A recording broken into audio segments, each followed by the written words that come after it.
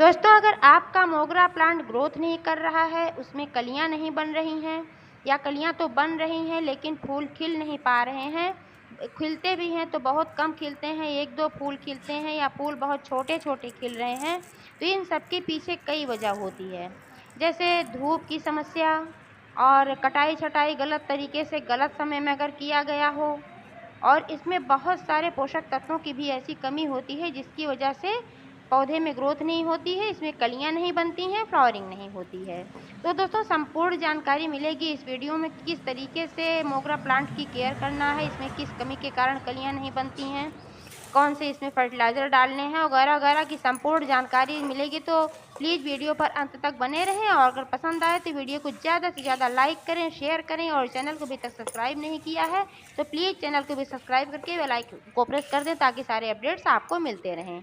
नमस्कार दोस्तों, स्वागत है मेरे YouTube channel gardening with Poonam में। दोस्तों, मोगरा प्लांट में कलियां ना बनने का सबसे प्रमुख कारण है कि पौधे की ग्रोथ ना होना। अगर पौधे की ग्रोथ नहीं होगी तो इसमें कलियां नहीं बनेंगी, क्योंकि पौधे में जब नई ब्रांचेज आती हैं तब कलियां बनती हैं। हमेशा मोगरा प्लांट में तभी कलियां बनती हैं जब उसमें नई ब्रांचेज आती हैं, क्योंकि पुरानी ब्रांचेज में कभी भी मोगरा प्लांट में कलियां नहीं बनती हैं। तो इसलिए इसकी ग्रोथ का होना बहुत ही आवश्यक है, इसमें नई ब्रांचेज का आना बहुत ही आवश्यक है। अब नई ब्रांचेज क्यों नहीं आती हैं, उसका एक प्रमुख कारण ये है कि उसमें नाइट्रोजन और फास्फोरस की कमी होती है। जब पौधे में नाइट्रोजन और फास्फोरस की कमी होती है, मतलब कि आपकी मिट्टी में नाइट्रोजन और फास्फोरस की मात्रा कम होती है, तब आपके पौधे में नई ब्रांचेज नहीं आती हैं और पत्ते पीले से दिखते हैं और बढ़िया हरे भरे नहीं दिखते हैं। तो सबसे पहले आपको अपने गमले में नाइट्रोजन और फास्फोरस युक्त खाद डालना चाहिए। जब आपके पौधे में नाइट्रोजन और फास्फोरस प्रचुर मात्रा में होगा, तब आपके पौधे में नई नई ब्रांचेज आएंगी और उन्हीं ब्रांचेज पर फिर नई कलियां बनेंगी। दूसरी चीज़ ये है कि आप अगर गलत समय पर कटाई छटाई अपने पौधे की कर देते हैं, तब भी आपके पौधे में कलियां नहीं बनती हैं। कटाई छटाई अक्सर हमेशा आपको फरवरी में ही कर लेना चाहिए। मैंने एक वीडियो डाल रखा है, तो उसमें मैंने फरवरी में ही इसकी प्रूनिंग, हार्ड प्रूनिंग जो करनी होती है, तो फरवरी मंथ में ही आपको हार्ड प्रूनिंग कर लेना चाहिए, और उसी समय आपको पर्याप्त मात्रा में जो आवश्यक इसमें तत्व चाहिए होते हैं वो सब डाल देने चाहिए। दोस्तों, उसके बाद हार्ड प्रूनिंग आपको नहीं करनी है, बस 1 से 2 नोट छोड़कर आपको कटाई छटाई करना रहता है। जैसे अभी इसमें फ्लावरिंग हो जाए, अगर जब जिसमें हो चुकी है तो वो ब्रांच आपको 1-2 नोट छोड़कर काट देना चाहिए। अक्सर इसकी कटिंग वहीं से करना चाहिए, नोड के पास से ही, क्योंकि वहीं से फिर नई ब्रांचेज निकलती हैं। अगर आप एक काटेंगे एक ब्रांच तो उसमें से 3-4 निकलेंगी। इस तरीके से आपका पौधा घना होगा और जितनी ब्रांचेज निकलेंगी उतनी उसमें कलियां बनेंगी। ये तो हो गया कलियां किस लिए नहीं बनती हैं, इसका ये कारण है कि ब्रांचेज क्यों नहीं आती हैं और कलियां इसलिए नहीं बनती हैं। दोस्तों, और फास्फोरस और कैल्शियम, इन सब चीज़ों की कमी की वजह से आपके पौधे में फ्लावरिंग नहीं हो पाती है।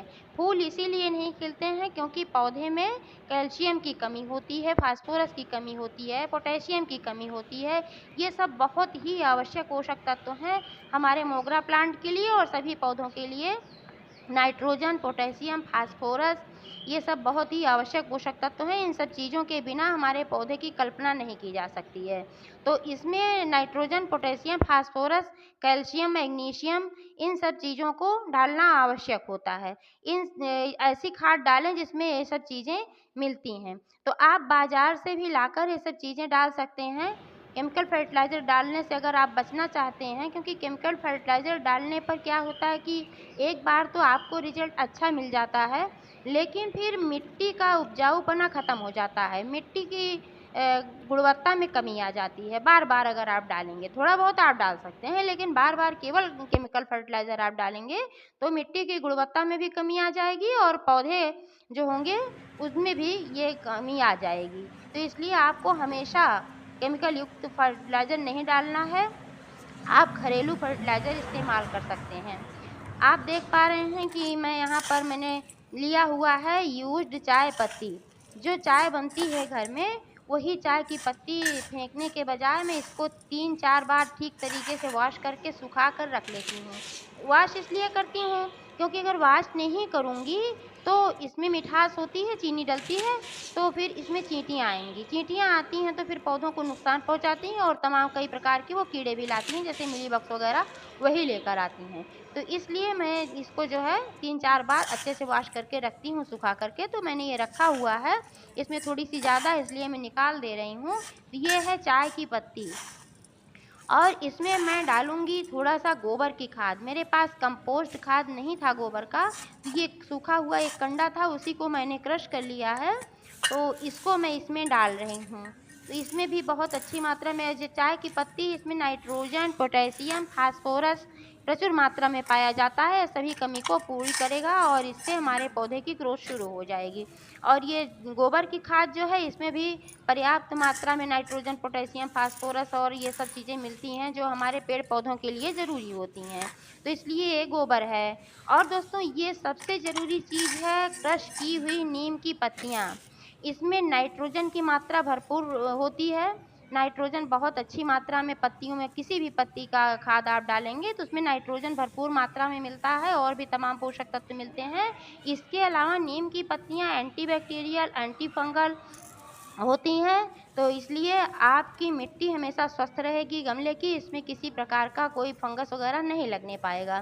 तो इसलिए इसमें मैं मिला रही हूँ क्रश की हुई नीम की पत्तियाँ। अब इन सब तीनों चीज़ों को मिलाकर मैंने रख लिया है और इन तीनों चीज़ों में बहुत सारे पोषक तत्व पाए जाते हैं और इन चीज़ों को मिलाकर मैं एक बहुत ही अच्छा फर्टिलाइज़र तैयार कर रही हूँ। इसको डालने से पहले गमले की मिट्टी को थोड़ा लूज करना है और गमले की आधी मिट्टी निकाल कर बाहर कर देना है। ये देखिए मैं इसकी मिट्टी आधी निकाल कर बाहर कर दे रही हूँ। पहले मैंने इसकी गुड़ाई की, फिर मिट्टी को लूज कर दिया है और मैं अब आधी मिट्टी गमले की निकाल कर बाहर कर दे रही हूँ। अब ये जब आधी मिट्टी बाहर हो गई है, तब जो ये मिक्सचर मैंने तैयार किया था फर्टिलाइज़र्स का, तो अब मैं इसको गमले में पौधे के किनारे-किनारे इस तरीके से मैं डाल दूँगी। इसको डालने के बाद ये मिट्टी जो मैंने निकाला था गमले से, पुनः इसमें ऊपर से एक लेयर इस मिट्टी को मैं फिर से डाल दूँगी। तो ये जो फर्टिलाइज़र मैंने डाला हुआ है जड़ तक जल्दी पहुँचेगा और ऊपर से ये जब मिट्टी डाल देंगे तो इसमें ये विघटित बहुत जल्दी होगा। जो भी इसमें जैसे मैंने नीम की पत्तियाँ क्रश करके डाला हुआ है, ज़्यादा मैंने बारीक नहीं तोड़ा हुआ है। और ये इसमें मैंने एक चीज़ और डाला है जो ये बनाना का, तो बनाना पीट फर्टिलाइज़र बहुत ही अच्छा होता है, इसमें पोटेशियम की मात्रा बहुत ही अच्छी होती है। तो मैंने इसमें 4 चीज़ें मिलाई हुई हैं, तो इसलिए इसमें जो है थोड़ी-थोड़ी बड़ी हैं, मैंने बनाकर भी रखा हुआ है जो कि पाउडर फॉर्म में है, लेकिन यहाँ मेरे पास ये सूखा हुआ पड़ा हुआ था तो मैं इसी को डाल दे रही हूँ। तो केले का छिलका है, इसको मैंने ठीक तरीके से धूप में सुखा लिया था और इसको अब मैं तोड़कर इसमें डाल दे रही हूँ। तो जब ये मिट्टी के नीचे दबा रहेगा और जब हम इसमें पानी डालेंगे, जब भी हम इसमें वाटरिंग करेंगे, तो ये पानी के संपर्क में आकर धीरे-धीरे विघटित होगा। इसमें पोटेशियम की मात्रा भरपूर पाई जाती है, इससे हमारे पौधे को पोटेशियम भरपूर मात्रा में मिलेगा।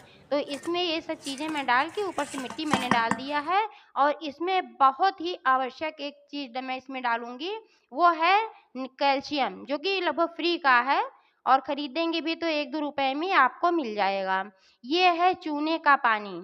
ये 1 लीटर पानी में मैंने थोड़ा-सा चूना, 1-2 ग्राम के बराबर चूना मैंने घोला है और इसी पानी को मैं इसमें अब डालूँगी। क्योंकि जो सफ़ेद फूलों वाले पौधे होते हैं दोस्तों, उनमें कैल्शियम की आवश्यकता बहुत ज़्यादा होती है। वो कैल्शियम बहुत उनको चाहिए होता है, तब जाके उनमें फ्लावरिंग होती है।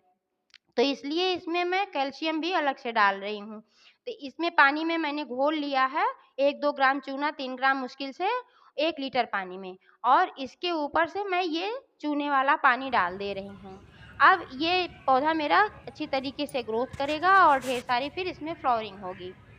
दोस्तों धूप की बात करें तो मोगरा प्लांट को 1-2 घंटे की धूप नहीं चाहिए होती है, इसको कम से कम 4-5 घंटे की सीधी धूप चाहिए होती है। सूरज की रोशनी इसको मिलती है। अगर आप इसको छाए में रखेंगे या कम धूप वाली जगह में रखेंगे तो फिर इसमें फ्लावरिंग बिल्कुल भी नहीं होगी, 1-2 कलियाँ बनेंगी, इससे ज़्यादा फिर इसमें कलियाँ नहीं बनेंगी। इसलिए मोगरा प्लांट को हमेशा ऐसे स्थान पर रखें जहाँ पर फुल सनलाइट आता हो, जहाँ पर्याप्त मात्रा में धूप मिलती हो, कम से कम 4-5 घंटे की धूप जहाँ पर मिलती हो, उसी जगह पर मोगरा प्लांट को आपको रखना चाहिए। दोस्तों, दिन भर धूप में रहने के कारण मोगरा प्लांट की मिट्टी जल्दी ड्राई होती है, इसलिए मिट्टी इसकी चेक करते रहना चाहिए। जब भी मिट्टी ड्राई लगे इसमें तुरंत वाटरिंग करना चाहिए और पानी तभी देना चाहिए, इसमें लगभग अक्सर शाम के समय ही पानी देना चाहिए। लेकिन अगर आवश्यकता पड़े, आपको मिट्टी ज़्यादा ड्राई लगे, तो आप सुबह भी इसमें पानी डाल सकते हैं। लेकिन धूप निकलने से पहले धूप में कभी भी पानी नहीं डालना चाहिए। या तो आप बिल्कुल सुबह धूप निकलने से पहले पानी डालें, या तो फिर शाम के समय पानी डालें। पानी डालने का यही तरीका अच्छा होता है। और अक्सर धूप में रहने के कारण पौधा मुरझा-सा जाता है, तो इस पे शावरिंग कर देना चाहिए। पौधे के ऊपर भी पानी डाल देना चाहिए, इससे पौधे आपके हरे-भरे रहेंगे और अच्छे दिखेंगे। तो दोस्तों, इस तरीके से आप अपने मोगरा प्लांट की देखभाल करें और ढेर सारी फ्लावरिंग लें। जानकारी कैसी लगी कमेंट करके अवश्य बताएँ। Thank you.